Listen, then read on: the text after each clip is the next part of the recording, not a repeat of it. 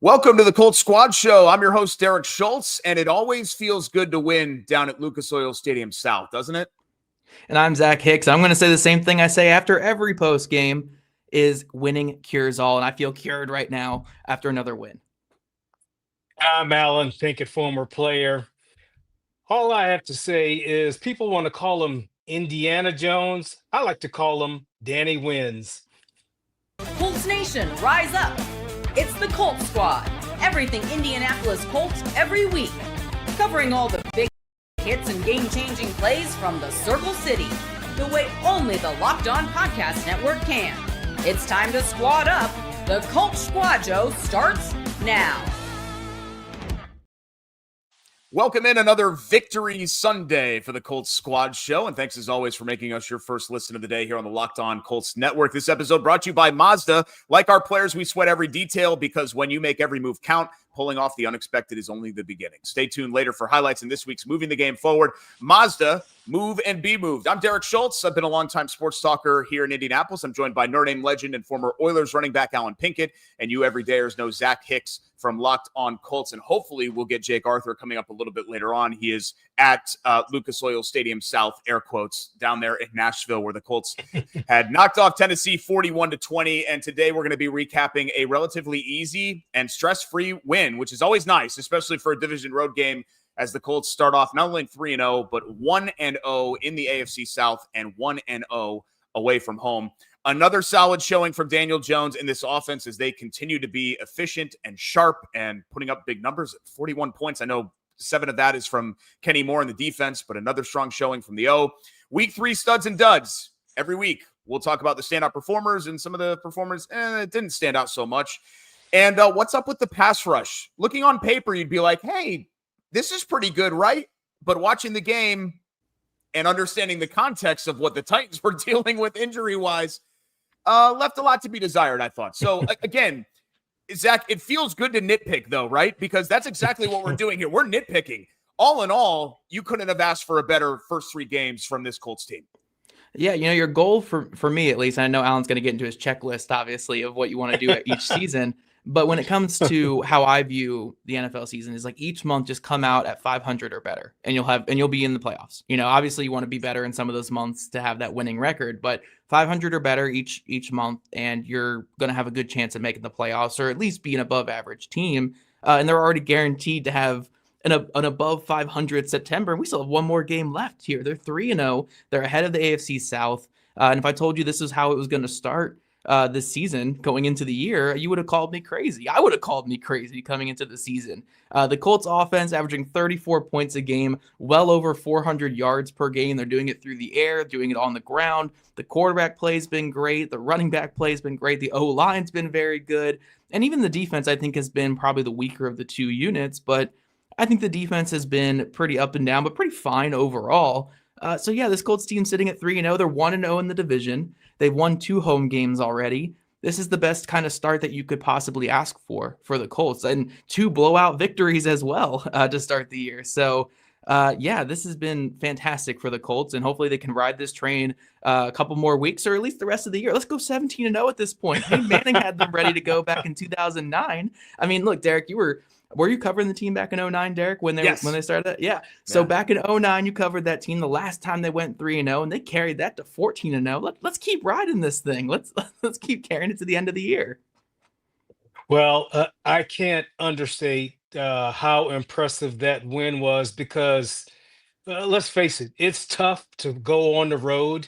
There are so many things against you. The atmosphere is completely different, but they just methodically took down this Titans team and made them look bad. And, I would just have to say that the Colts operation is so sound, is so fundamentally sound. And if I was a player, I would love to be in this offense because not one person can get singled out, I guess, besides Jonathan Taylor for his rushing ability. But if I'm a receiver, I'd love being on this team because I know I'm going to get plenty of shots. Because they spread the ball around, and that puts so much pressure on the opposing defense because they can't single one guy out and say, okay, we're going to double this guy or we're just going to focus on this guy because all the receivers that the Colts have can do damage. And got to give credit to the defense too with 4 sacks on this Cam Ward, who I think is pretty elusive, has a strong arm, and has made some spectacular plays thus far during the season, but they pretty much contained him in the only deep ball I saw him throw, which I thought he'd be going over the top all day. But the only deep ball I saw is when Charvarius Ward went out of the game. And they finally decided to throw it deep. But I think the Colts did a great job of keeping everything in front of them so that they could make a play. If they wanted to do a bend but don't break, fine, but you're not going to go over top of us. You're not going to score an easy one on us. So overall, like I say, a good operation by the Colts in just systematically breaking down the Titans. Yeah, and one thing I want to add too with that, Alan, is I was saying all week where if the Colts want to be this team that we take seriously, a team that's more than what they've been the last couple of years, this fringe 500 team that could maybe be the 7 seed in the NFL, if you want to be taken seriously as this AFC South front runner that is a legit playoff contender this year, you can't just not show up to this game against Tennessee Titans, a division game on the road against a team that had the #1 overall pick last year. They're not magically this great team. So you need to come in here and establish early that you are the team to beat. You are the better team here. You need to control this game. What do? They come out here, get the pick 6 on the very first drive. They're able to go up early and get some more points right after that. And they were just kind of coasting since halfway through the second quarter. And that's what good teams do. When you have a chance to play against a team like Tennessee that operationally is just not where they need to be right now. They're just not very great right now in general, like all around the board. You need to take care of business and win by multi-scores. And this just wasn't a game where the Colts were threatened. I mean, I think any game, sans injuries, obviously, where we get to see Dalton Tucker, Daniel Scott, Danny Pinter, Anthony Richardson all take some snaps, means you were doing something right out there. So, this is just a type of game where if you're a good team, if you're a legit good team, this is what you want to see. Because operationally, they were the much better team, and they were barely tested in this one. So we've had 2 games now to start this year where the Colts have just not really been tested because they've been that much better than their opponents. And I think that's a great sign for this team going forward. Yeah, and if week 1 was an A+, today felt more like a B. Like they were good today. I didn't think they were great. And it feels great to be like, yeah, guys, the Colts won by 21 on the road. They were just good today. They weren't perfect. They weren't great. That's a great place to be for this team. I said at halftime, I felt that way too. And firmly in control, never threatened, all of those things. I wasn't stressing at all, but I'm thinking to myself, man, what a great place for the Colts to be that we're nitpicking these sort of things because we're thinking there's so much more that this team can do when they have their fastball. Yeah. So many for the last 2 games, the Colts have pretty much on offense been on schedule. They've gotten manageable third downs. This particular game, you did have a couple of drops. You did get in some situations where, they didn't gain any yards on first down or second down, but they never blinked. They never panicked. And that's what confidence does for you. I think that the quarterback is confident that he's going to make the right read, get it to the right person, and the receivers are confident. And the other thing that I do admire about this Colts team is that they stick with the running game. You're going to have a lot of carries for no gain, 2 yards, 3 yards, but if you stick with it, you're eventually going to bust that one. And JT finally got one for 46 when it really did count. But I'll also say this. I think the dagger came in the first drive in the second half where they went down and scored and put them up 27-6. I think at that moment, they just let the Titans know there is no way you're going to come back in this game, especially if we play like this when we're firing on all cylinders. And To me, the Titans, especially near the end of the second half, were playing, not to lose instead of playing to win. When they had a shot at, you know, getting the ball downfield, for God's sakes, you got the number one draft pick in the league, and you're running the ball three times to get what, a 60-yard field goal? Although he may have thought Callahan may have thought he was Shane Steichen from the week before, but to me, that was a team that the coaching staff didn't have confidence in their players to execute what they needed to do. And I think that the Colts made the Titans play right into their hands. If you want to take an 8-minute drive and just run the ball and take your time and not play with any urgency, that's fine. We're up 20. So go ahead, because we all want to get home early. So go ahead and waste time. Yeah, and one thing I really want to add too about just the offense is we talked about it on the show this week on Wednesday, and Jake and I even talked about it on our show all week long. Was regression is certainly going to happen with the offense. You're not going to get into the red zone every single drive of the season. You're certainly going to get a punt in there, although they only kicked one punt today and had one missed field goal, I guess, for their two possessions where they didn't get points. But there was a little bit of that regression today. Like Alan said, there were a couple 3rd and 8s. There were a couple times where Jones was pressured. There were a couple times where they punted or got no points because the punt or the missed field goal. But when that regression happened, the other regression kicked in, which is what we call positive regression, which is the red zone offense started clicking for once. The first drive of the game, they didn't score in the red zone, but after that, they were near perfect. And I think they were perfect actually after that in the red zone, where they were able to convert on that touchdown to Pittman out of the first half into the second half.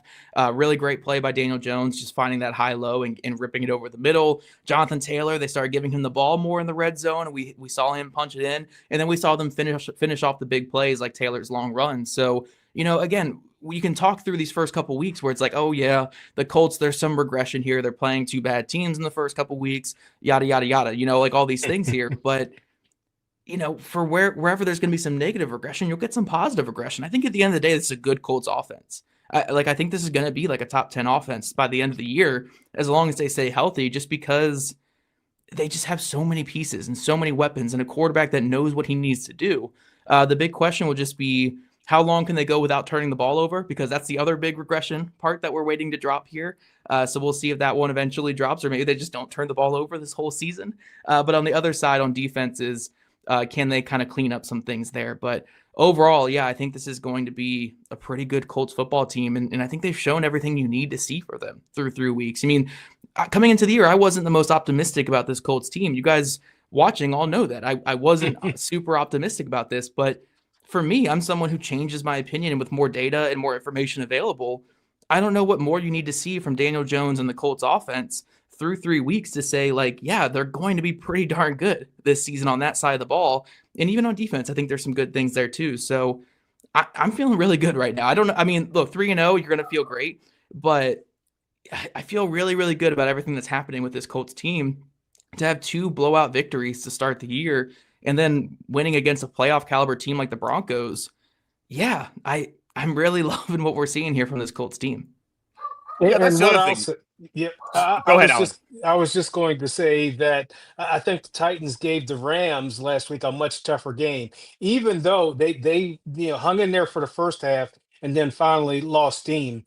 And I know that you can't say, well, okay, so the Titans beat the Rams, so and then the Colts beat the Titans. Therefore, the Colts should beat the Rams. It's not that each game is its own entity, but I know there was some struggle with the Rams finally getting some separation from the Titans. But this thing, the separation came very, very early from the Titans with the Colts today, and just showing how much of a dominant force they were beating this team. I don't think there was ever any instance where I thought of, a potential comeback, or maybe momentum was swinging towards the Titans. The Colts just put the hammer down and just kept their foot on the gas the entire time. Yeah, and I don't care who you're playing. It's very difficult in the NFL to win by 25 and 21 points in 3 weeks. It's very difficult to do that. Like, this isn't college football where you're playing Southwestern Texas Christian Tech in September, right? And even beating those teams by that much sometimes can be challenging, but especially in the league where the floor and ceiling of the top teams to the bottom teams is much narrower than we see on the collegiate level. I think that's a testament to, the Colts played kind of a B game today, and they won. This is a blowout. 21 points is a romp. That's a rout.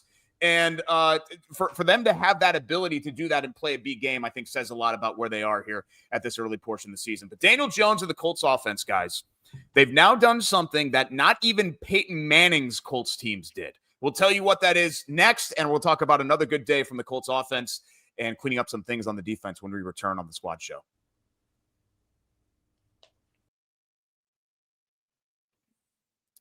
This episode is brought to you by PrizePicks.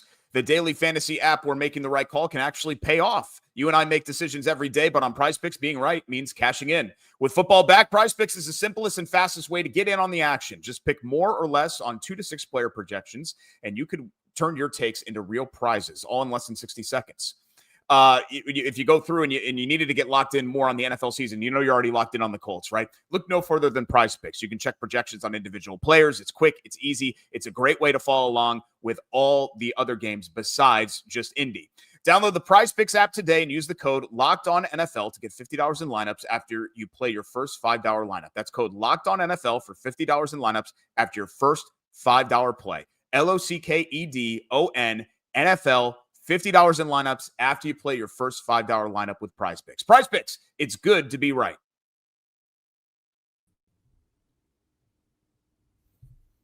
And we're back on the Colts Squad Show. Thanks so much for joining us alongside Alan Pinkett and Zach Hicks. I'm Derek Schultz. Indy is 3-0 atop the AFC South all alone. Now a 3-game lead over Houston. How about that, guys? 3-game lead over the Titans as well. Jacksonville knocking off Houston today to go to 2-1. So the Colts 1 game up there on the Jaguars, but a good place to be through the first 3 weeks of the season. So I mentioned that the Colts did something that not even Peyton Manning's teams did. This has never been done in their Indianapolis history. They've scored 103 points in their first 3 games. Apparently, hat tip to Jim Aiello, the old Colts beat writer from the Star, who's now an NFL editor with The Athletic, but he's the one that dug up this stat, so I want to go ahead and credit him for that. Peyton Manning's team scored 100 points 2 different times in the first 3 games of the season, but never 103. And when you're 38 and 29 and 41 in today's NFL, Zach, that's not so easy to do. And the Colts are sure. I mean, you would have been laughed out of the room, I think, if you would have suggested that the Colts are going to score over 100 points in their first 3 games with Daniel Jones as a starter.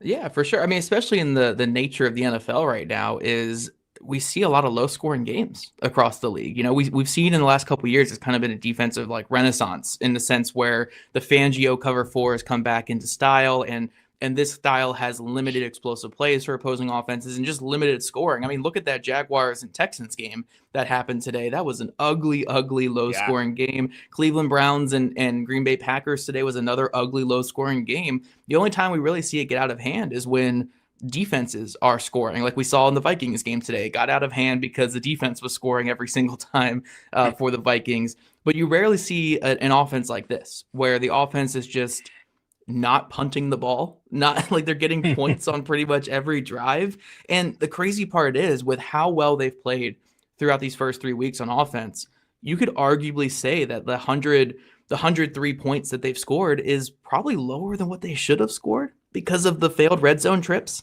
they've had to start the year. I mean, they were able to convert today, but those first 2 weeks, they left a lot of points on the board by not converting in the red zone. So this could have easily been up to 110, 115, 120 through a couple weeks, but it just speaks to how good this offense is playing right now, and also how good the Colts defense has been at getting turnovers and getting the ball back to the offense. The Colts right now are +5 in the turnover differential, and they only have 1 punt on offense. That's a great recipe to average 34 points a game in the NFL. My voice is going out because I'm just screaming down there.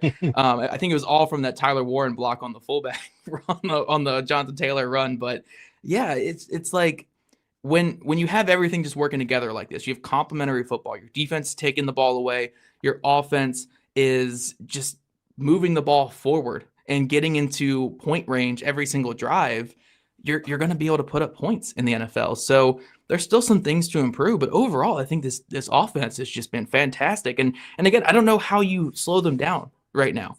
Like, you stack the box, they're going to run these play action boots and force you to run commit against Taylor, and we're just going to hit the flats and get some positive yards. If you want to go man coverage across the board, good luck covering Alec Pierce on a vertical ball. Good luck. I dare you. The only way he couldn't catch it today is he got a concussion halfway to the ground, and it still kind of looked like a catch today. I thought it was a catch too. Yeah. And then if you want to back up and cover because Jones just threw for 200 yards on you in a half, or almost 200 yards in a half, then Jonathan Taylor's going to run crazy in the second half of we've seen these first 3 weeks. So I think this Colts offense is really good. I think they're a legit offense, and I think we're going to be saying this by the end of the year as well.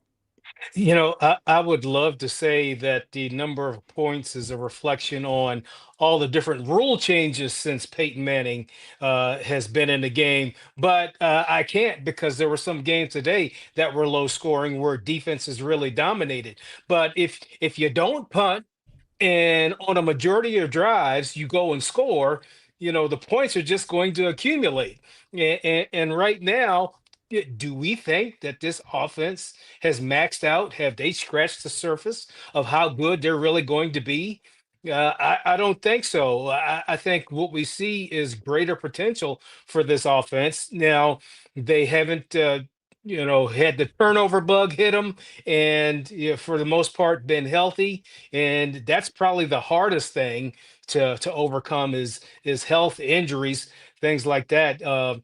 Turnovers they can sort of control. Like I said earlier, they did drop a couple of passes, but they didn't miss a beat. They came back the following play and they were able to make a play. But right now, they just have a confidence level that they don't care who they're playing. It's all about the level of execution, level of competition does not matter. And when you have that belief as a player that if we do our jobs the way we're supposed to do our job, we're going to score and we're going to win. And I think that's where the Colts are right now. Doesn't matter who they play. And that's especially important, Alan, because I know you're new to the Colts beat here, but they've been a team the last couple of years. Zach, you know this. They've played to the level they'll come out and beat the Chiefs or something like that. And you're like, wow, holy crap. And then, the next week against, the Giants or something like we saw last year, you're like, what is this? What just happened? How is this possible? So that confidence, Alan, I wanted to talk about that too, because, you obviously have had playing experience, unlike Zach and I. As an offensive player, what's it mean to you? Well, sorry, professional and collegiate playing experience, not high school I was an offensive line. all-star in Little League, Derek. You get out of here with this. It's a tough competitive league in Virginia. Those plays count. Little League counts. I'll issue a retraction after the show. Yeah, I remember my Little League stats. What's it mean to an offensive player to have a quarterback that is just this in command? Because it just feels like that confidence and that, even when things go wrong, even though obviously not much has gone wrong through these first 3 weeks for the Colts, that everything's going to be okay type attitude has filtered down to the rest of the group from the leadership of Jones. Well, like LeBron James says on his commercial, means everything, and then doesn't say anything else. but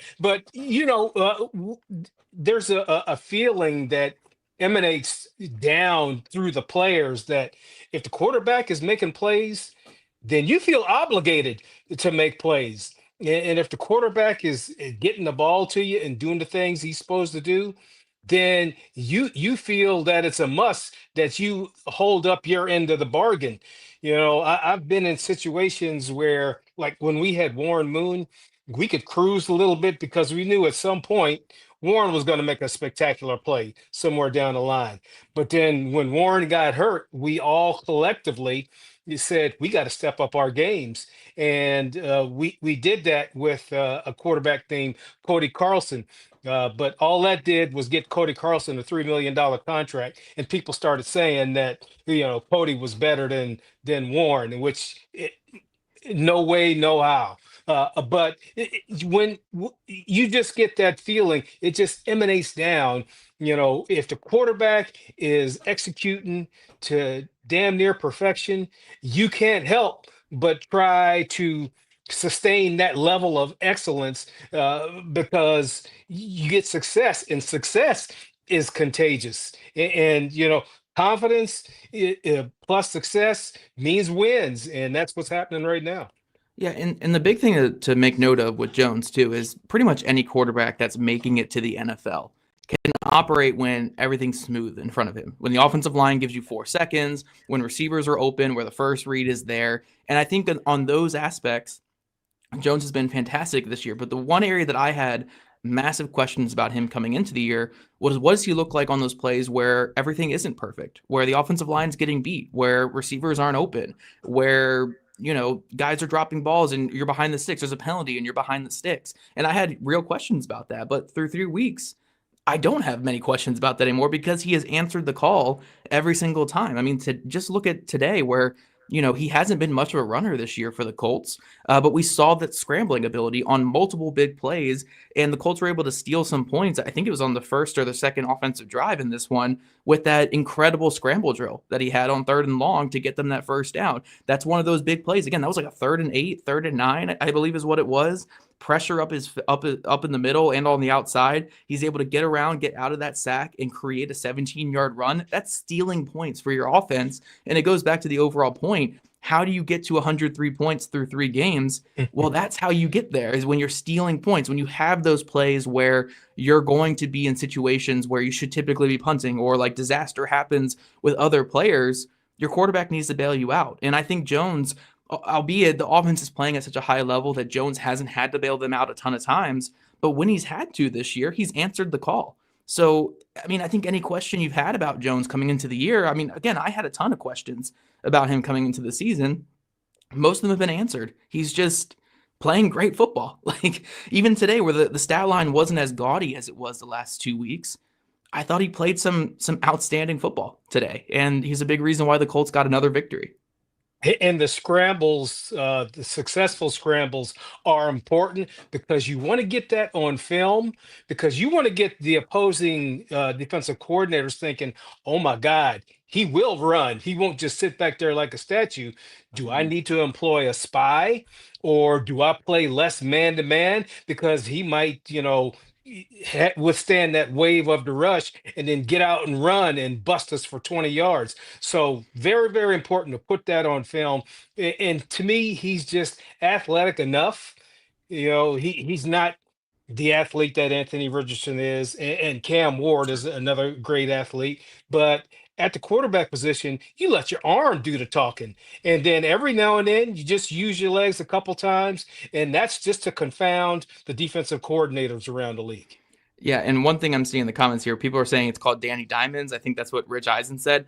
You guys can I'll call him whatever he wants. If he comes out here and says, you want to call me the savior, the chosen one, I'll call you whatever. If you keep winning games for the Colts, I'll call you whatever the heck you want me to call you. He's been great. That's why I say Danny wins. I call him Danny wins. Yeah. I like Danny wins. Yeah. And it's just when you have plays like that, like the 3rd and 7 play, Zach, the one that you're mentioning where you're stealing points, it feels like it counts twice because it's got to be just so. I know these guys are like, oh, next play, whatever, forget about it. It's got to be so demoralizing. The Titans had it. I mean, you have them stop. That's it. And he just slips through your grasp. And this isn't exactly prime Mike Vick here. Like, yeah, Jones can move a little bit, but for him to just kind of squirrel away, and he did that multiple times in the game. And then in some cases stepped up and made a big throw. Sometimes you have these guys, these quarterbacks that are able to elude and get free. Like we saw it a little bit with Richardson, and then he'd get free, and then the ball would go 10 yards over somebody's head, or it'd be an interception, or, whatever else. He wouldn't be able to make the play. And it feels like Jones is not only extending those plays and getting himself out of trouble, but then he's making a play on the other end, which just getting out of it is a win, but it's a double win to then get out of it and make the play. Right. Sorry, I'll say real quick. It comes down to these situations where the difference between scoring 30 plus points in the NFL and scoring under 20 or low 20s is how you perform on 3rd and long, how you perform in your 2-minute drills at the end of games and end of halves. And he's answered the call on all of those, So again, it's easy I won't say it's easy, but it's easier in the NFL to score when everything is right in front of you. Like you have the perfect play call, you have the perfect blocking and a wide open receiver. But when the going gets tough on those 3rd and longs that you try to avoid as much as possible, but they happen because of penalties and because of sacks and whatnot, to deliver on those situations, deliver at the end of the first half, I know he didn't have many yards to go in this one at the end of the first half because of that kicking decision by the Titans, but to get them down to kicking a 30-yard kick before the half and giving your kicker a much easier shot than the 64 or whatever that the Titans tried, that's good quarterback play. So again, we can say like, oh yeah, it's not sustainable to have this great success rate and yada, yada, yada. He's going to have turnovers. But when the going has been tough for him so far this year, he's delivered. And you have to commend a quarterback for doing it. That's what makes a quarterback great. And he's been great this year for the Colts. Yeah, nothing breaks the heart of a defense more than to have someone they don't perceive as a scrambler scramble and make a first down. Because the defense is like, we get this guy, we're off the field, and our offense can get on. But now we got 4 more damn plays we got to do. And I'm already tired from, using all my effort to make this rush that I thought I was going to be able to tackle a guy. So, I mean, that's what Danny did today, was really break their heart and keep the momentum on the Colts side. And like I said earlier, the Colts never blinked. It didn't matter what the down or distance was. There was no panic. There was no, I guess, urgency on their part because they just systematically just went through what they normally do or what they have been doing for the past 3 weeks, and they know if they can execute, they're going to have success. Yeah, and it's a confidence thing. I mean, I think you could tell the Colts aren't going to come out and say this, but they knew that they were in control of this game, and there was no reason to panic or feel a sense of urgency because why would we? We're going to handle these guys, and of course they did. There were some areas that fell short a little bit. We'll talk more about some more standout performers as well. We haven't even mentioned the guy that had the most electrifying play of the game, and we'll talk about that when we come back right here on the Colts Squad Show. Don't go anywhere.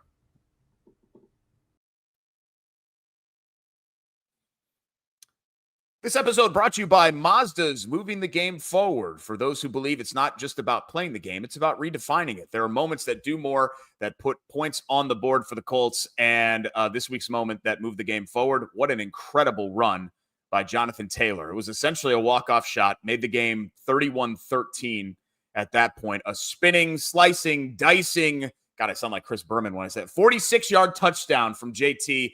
I thought the best run of his career. I know some people will talk about the walk-off against the Patriots in 21 that electrified Lucas Oil Stadium. Maybe given the stakes, that was the biggest run of his career. Today's was the most aesthetically pleasing run of Jonathan Taylor's career. He was pinballing everywhere. And, you talk about a guy that's on it right now at his absolute apex. What a season. What a start to the season so far for Jonathan Taylor. When you follow what moves you, the unexpected is only the beginning. And just like there's more to every highlight, there's more to a Mazda vehicle. Mazda, move and be moved.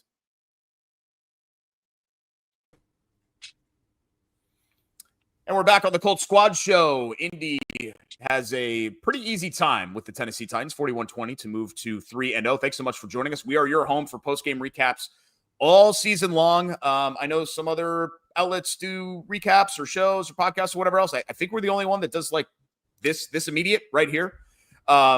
Because I'm just in my basement right now, and this is what I would be doing for free anyway. But Zach Hicks joins us. Alan Pinkett joins us. We may have Jake Arthur coming up a little bit later on today from Nashville. He is covering the game for his outlet as well. And thanks so much for being here. Let's talk about, we always do studs and duds. And let's keep it on a happy note. There are some duds and some areas and individual performers that I wanted to touch on, Zach. But, I just mentioned it. God, Jonathan Taylor, kind of a quiet start to the game. That first red zone sequence, when they kind of ran him up the middle a couple times, I'm like, Shane, come on, man. Like, what are they doing here? Like, this is conservative. This is boring. And then he just, it was kind of like, take a bit, and then big chunk. And Taylor ended up getting it with that 46-yard touchdown run. But, 3 more touchdowns today. And, man, what a pace that he's already on for the first 3 games of the season. I just think you're seeing a special player at the absolute peak of his powers right now in Jonathan Taylor. Right, which is my dog's excited too. He's a big fan of Jonathan Taylor. But it's crazy to see because usually running backs don't get better when they get older. Mm-hmm. Usually it's their first couple years, their rookie contract, especially nowadays, that we don't see guys as they get closer to 30 hitting the prime of their career. And Jonathan Taylor, it's like he's already had this outstanding prime where he was the second place in offensive player of the year back in 2021, first team all pro, had, a couple other like 1,000-yard seasons in his career. But I would say arguably right now, this has been the best we've ever seen Jonathan Taylor with the Colts. And that even goes up against his 2021 season because it's not just the running game for him. We're seeing the first half today, he had 8 for 29 running the football, which, it's a steady workload. We're not really getting this too many like big kind of plays. We didn't have that one breakout, but we're seeing the pass blocking be great. The pass catching be great. Almost got that. I think he got that first down on like a flat throw early in the second half, where it's like just catching that ball and working up the field is what you want to see from your running back. So yeah, I think he's just playing some great football right now. And the one thing I love, and I know Alan's going to also just echo this, is this offense doesn't stop feeding him. Like, it can be him averaging a yard per carry throughout the first half of a game, but in the second half, he's going to go for 80. He's going to go for 90 because Shane Steichen said it in his opening day press conference. We're going to throw to score and run to win.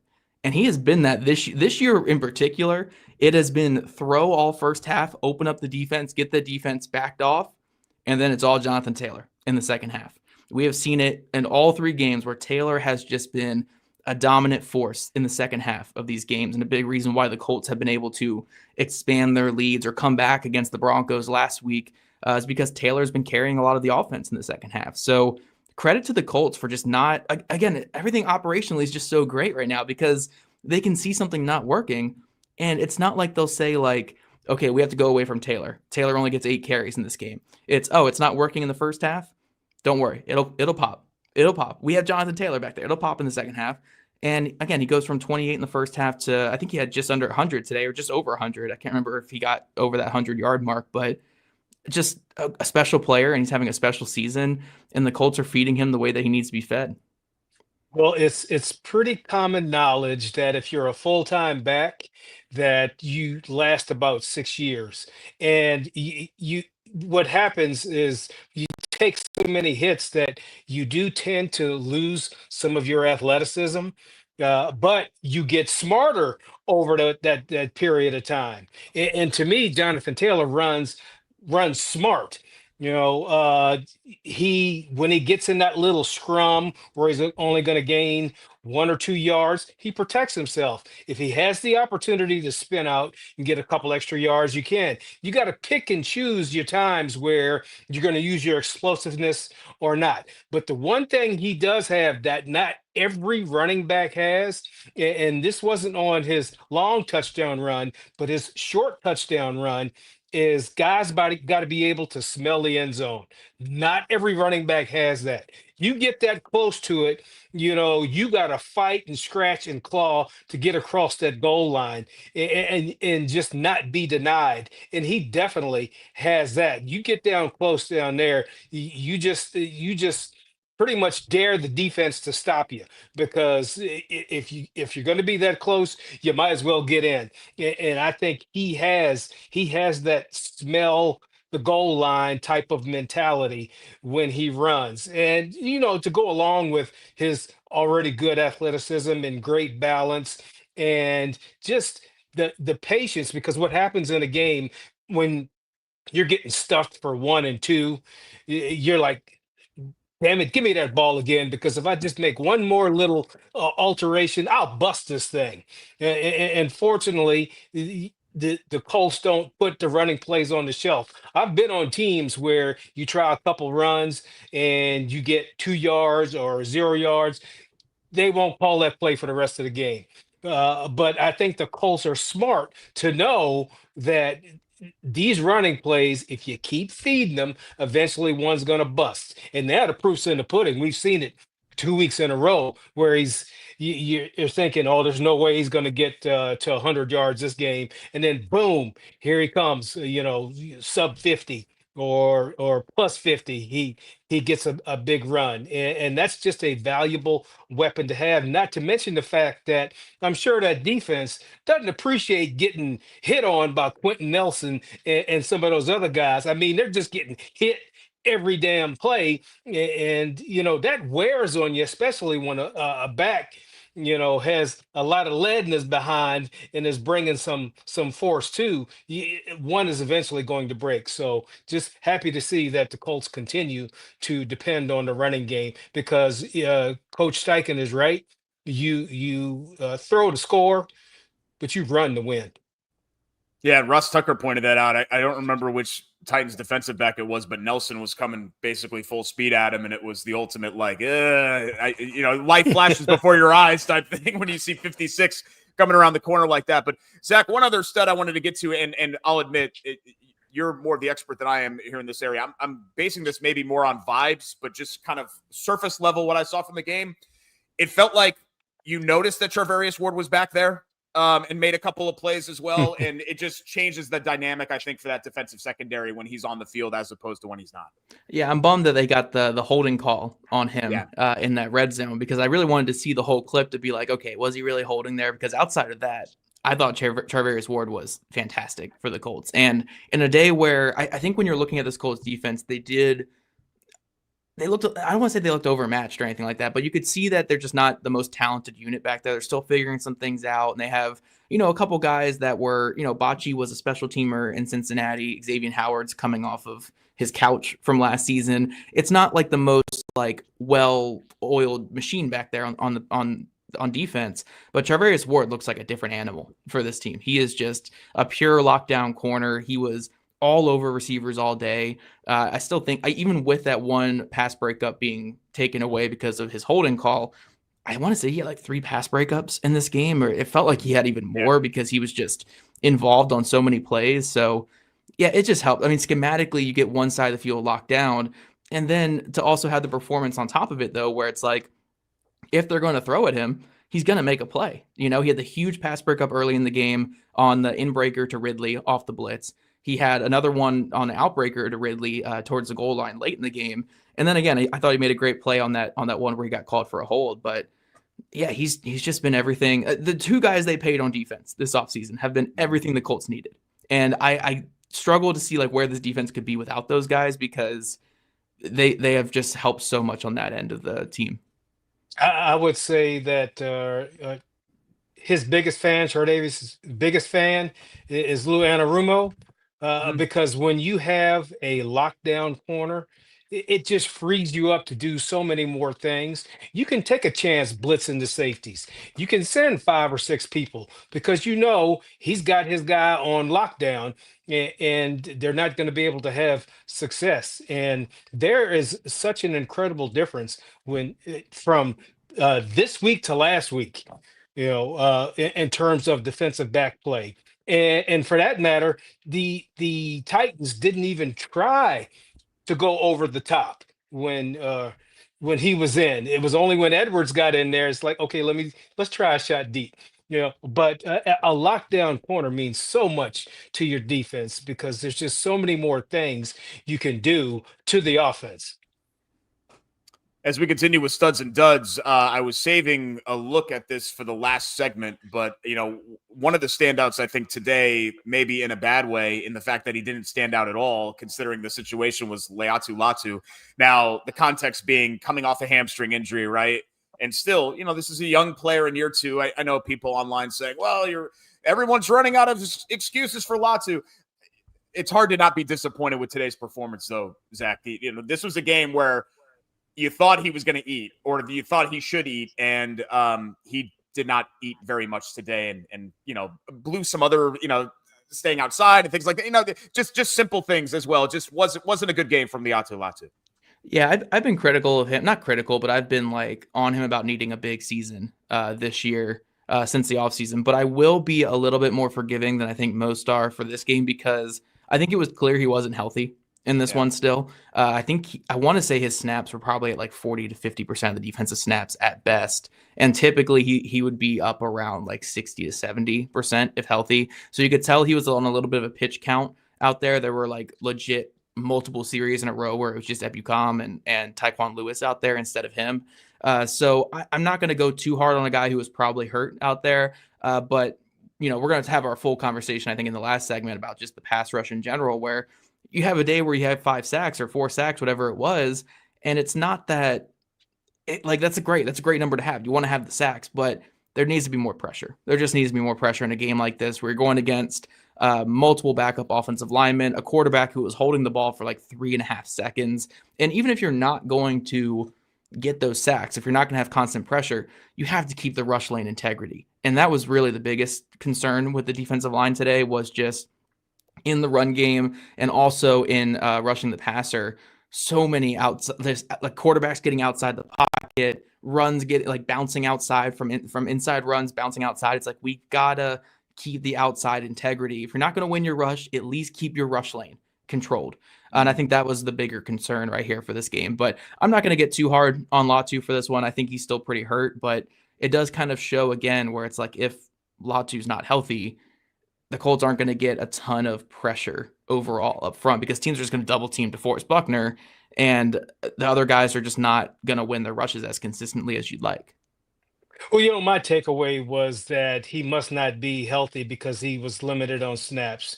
Yeah. And Taekwon did get a sack. And I think that he was at best serviceable, and just having him out here, having him out there on the field was better than not having him out on the field. But overall, I think the defense did well. Could there be more pressure? Yes. Could they do less bend but don't break? Yes. But they still managed to get 4 sacks, and they still held this team down to 20 points. So although I would like to be critical, because I know how outstanding he is and how athletic he is, and for him not to, had a sniff at the quarterback is kind of disappointing. But I think his time is coming. We'll talk more about that pass rush room and moving forward, what it may look like and maybe be an Achilles heel for this team when this Colts Squad Show returns. Stick around, because we got plenty more to come next.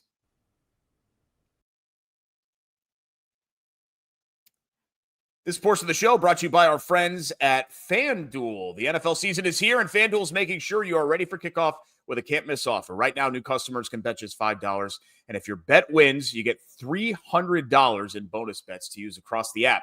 FanDuel lets me customize my betting experience how I see fit, and that's the best thing about using the app. It's easy, it's convenient, and I can use it when I want to use it and how I want to use it. Maybe I want to play some props. Maybe I want to do some live game betting. Maybe I'm feeling I want to let things just play out a little bit and sit on the sidelines for 1 week and then jump into it the next week. That's the beauty of FanDuel. I can make every game more exciting whenever I feel like it, however I feel like it, and it's so quick and easy to use the FanDuel app. So are you ready to play? Download the FanDuel app now by visiting FanDuel.com to get started. That's FanDuel.com to place your first $5 bet. And again, right now, new customers can bet just $5. And if your bet wins, you get $300 in bonus bets to use across the app. Download the FanDuel app now by visiting FanDuel.com. That's FanDuel.com to place your first $5 bet.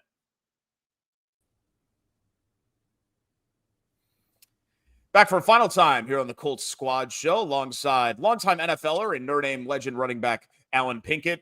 I'm Derek Schultz. Zach Hicks here as well. As you guys know, you everydayers know from the Locked On Colts Squad Show. It looks like the media avail ran a little bit late for Jake, so we won't have Jake Arthur on today's show. He'll rejoin us on Wednesday's Squad Show. So that's the cadence for us. Live post-game recaps, just like right now. This isn't tape. This is live. You hear Zach's dog in the background. That's how live it is, right?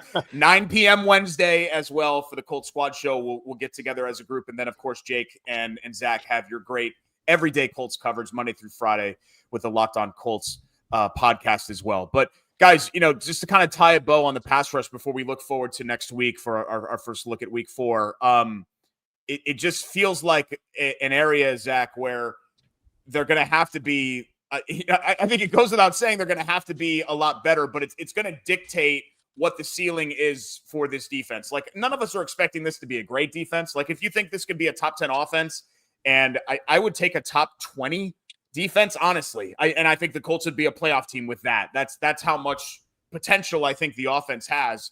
But if you're not going to get a little bit more with the pass rush, it felt like, and maybe this is a bad analogy, but I'm a baseball guy at heart. It felt like one of those games where, we had 4 or 5 sacks. It felt like they hit 4 solo homers. Yeah. And with runners in scoring position and the game on the line, or the big plays like the third down plays and things like that, I think for the most part the Titans were able to come through and they weren't able to get home. And that's just, I know that you and Jake will have the film review coming up later on this week, but that's just the vibe that I got from watching the pass rush today. It felt like a very empty. It felt like a Yannick Ngakoue type production game from the Colts. If you longtime Colts fans know what I mean. Yeah, I think it's one thing when a quarterback's getting the ball out in 2 seconds to not have a ton of sacks or a ton of pressures, because that's just the nature of what's happening. But with Ward today, I'd be shocked if there was any quarterback who held the ball longer than him this week. There has to be, there's like no chance that anybody, like he was well over 3 seconds, at least by my just watching it with my eyes today. He was holding the ball a lot back there. He was running around and scrambling in the backfield. And in those situations, you have to bail out your secondary as a pass rush. Like, it doesn't have to be where you come down with a sack every single play, but keep your rush lane integrity, keep that guy in the pocket, and make him panic and throw the ball from that area, not getting out of the pocket. Because the second he breaks that pocket contain, all hell breaks loose for a defense. We saw it with Bo Nix last week, where Bo Nix had that 50-yard pass up the sideline to Marvin Mims because he broke contain. We saw it on Charvarius Ward's pass breakup that turned into a hold on him on that 4th down, where Ward was able to buy all that time, hold the ball for 4 seconds, and that's what led to Ward getting that holding call on him. So, yeah, I don't think the pass rush is like awful, because I think Lou Anarumo does enough with how he diversifies his looks, changes his fronts, brings sim pressure, and then brings a healthy dose of pressure as well. I think he does enough to make the pass rush fine. But there are situations, like we say with Daniel Jones on offense, right, where it's like 3rd and 8, these prime situations where you can't do all this like not gimmicky stuff, but like ahead of the sticks type stuff, where, like, again, on offense it's like completing the short pass. On defense, it's rushing with 4. Like rushing with 4. You got to be able to rush with 4 on 3rd and 8, sit back and get off the field. And you just need these guys to be better in the situations. It's tough for, like, I'm not going to sit here and say that, like, Tyquan Lewis, you need to be an 8-sack guy or something. But Samson Ebukam, right? He's getting paid, what, $12 million this year, $10 million this year? They need that kind of production from him. And it can't just be more shutout games like this or games where he's not getting pressures. Again, it's a tough situation. He's a 30-something-year-old guy coming off an Achilles that we all warned the Colts all offseason that he's not going to get back to being that $10 million guy. But at the end of the day, you are paying him to be that big-time pass rusher for you. Paying Kwity Paye a lot of money as well. They picked up his 5th-year option, paying him, like $10 million as well. Those guys need to be able to win their rushes, especially against, John Ojokwu, Blake Hance today. Like, these need to be more productive rushes, because as of right now, and Jay saying this in our comment section, Grover Stewart's probably been their 3rd best pass rusher this year. Like Grover Stewart's actually been pretty good, like, as a pass rusher. So I want to see a little bit better from the edge rush. And, it's still early. And statistically speaking, Ebukam should get healthier as the year goes along with that Achilles. But we'll see. It's something to certainly monitor. And I think if this team's sitting at 5-1, 4-2, 6-1, whatever it is by trade deadline, I think you seriously consider making some calls and getting another guy in here at edge. But it's still early. We're still trying to figure out what this defense can be. So not going to panic too much. We're sitting at 3-0. We can't cry too much about this. But it is certainly something to monitor going forward with this team. And JTT was inactive today, so he wasn't going to have an opportunity to rush the passer. I look at it this way. Cam Ward has played a lot of football, but this is only his 3rd game professionally. And I think what the Colts did in this regard was a great job of just squeezing the pocket, having the pocket sort of collapse on him. No, they didn't have the dynamic pass rush, but you could tell, even though he held on to that ball, it's like, okay, I'm standing in quicksand. So I think they did a good job of putting just enough pressure on him to hopefully create an errant throw. But I mean, we can tell this dude is going to be good, and he's got a rifle for an arm. And even though he has played a lot of football, he hasn't seen the game at this particular speed. So, I think it was good that they gave him the illusion that he had time, but in the meantime, they were squeezing that pocket, and in doing so, we're able to get 4 sacks. Yeah, and I think the overall plan of attack for the defense today was great. It was the perfect plan of attack that you needed for this offense. It's, hey, they have a young quarterback back there with a bad offensive line. What we're going to do is any pure passing situation, we're going to show pressure. Even if we're not bringing pressure, we're showing pressure on every single situation, and we're going to change that look for them as much as possible. And then when it came to their four-man rushes, we're going to have our guys just bull rushing, getting that depth, and then going from there. My issue more so with the defensive ends in particular comes when you're playing this type of plan of attack. You bull rush, keep that guy off your chest plate, and then the second that quarterback starts to move, you shed whichever way you need to go. And you keep in mind that you need to keep that outside contained. Because if you shed inside because he takes one step forward and you lose that contain, again, that's all that grass out there. You'd rather have him stepping up into Grover and Buckner than sliding out where there's nobody out there on the outside. So, if I have any complaints about the defense, it really isn't anything to do with the scheme or the approach to this game. I thought this was the perfect approach for this game. Make Cam Ward have to go 15 plays on you because this Titans offense is going to shoot themselves in the foot more often than not, like they did. They're going to commit penalties. They're going to throw pick sixes. They're going to take bad sacks. So, I love the plan of attack today. I thought it was such a veteran coach just knowing how to win a game. But I do think that overall, from a player perspective, we need to see a little bit more from these players. I thought Lewis had some good reps, but keeping that outside contained. Ebukam keeping the outside contained.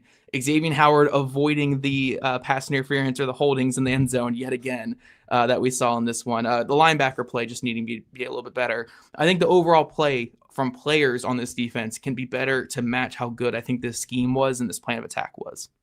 Well, and I think it's good for you to be able to point out some of the faults because sometimes you can get full of yourself.